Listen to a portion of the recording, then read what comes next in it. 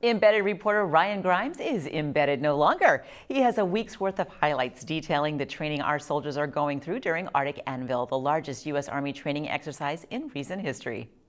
JPMRC is here to provide a combat training center-like capability to the 1st Striker Brigade. We're trying to emulate what we do at our National Training Center in California. Basically like a big game of laser tag. Actually, we're about to do a mission right now. Counterfire! Counterfire!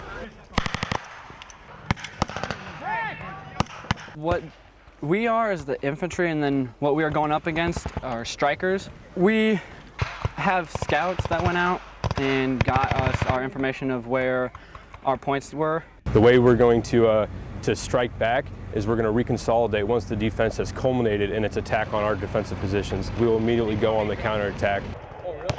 They should be able to have eyes on us from a whiles away. They could probably just indirect us all to death. We came from the open field down, we pushed forward in a frontal attack, we dismounted just before the objective, and we tried to sweep through systematically. You know, I think there's always challenges when in a simulated environment, but I think we lost about 50%, which I think when you're encountering a near-peer enemy is kind of the expected ratios. So we got 19 helicopters out here, so we look at, how to conduct maintenance, how to conduct field feeding, we have field sanitation, we got to refuel, we got to rearm. So we have forces at YTA, a small piece at the Yukon training area, and a small piece at DTA.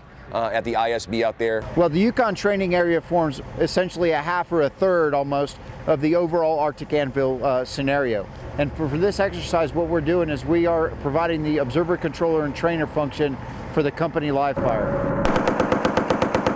We had strikers and we moved down the road. We all dismounted with the rest of the platoon, provided a support by fire so our other fire teams could flank around. This is just a good intermediate step to try to make sure we have that sustained readiness. We're ready to go at a moment's notice to support the nation as best we can.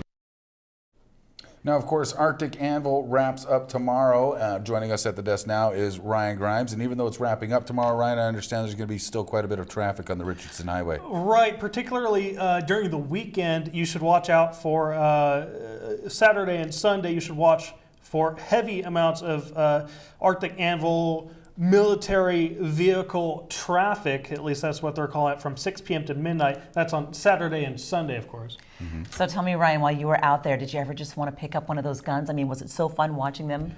Oh man, I just wanted to really play around with everything that they had going on over there, from the vest they were wearing. That was essentially like the laser tag that they were playing. I wanted to play some laser tag too, but fortunately it couldn't be part of the game. But I mean, it was just amazing. Now, you were completely embedded with this. We were talking, you're staying in the dorms and you're spending a lot of time with the soldiers. What was the most challenging aspect of that? Well, in the barracks, it was just, the challenge was just trying to sleep amongst the noises of the soldiers, right? And then eating MREs and stuff like that. It made me wish to go back to civilization, so to speak. Okay, so what was your favorite MRE? My favorite, it was beef ravioli with some M&Ms on the side. I mean, it was just good. All right, well, thanks for the coverage, Ryan. It was great.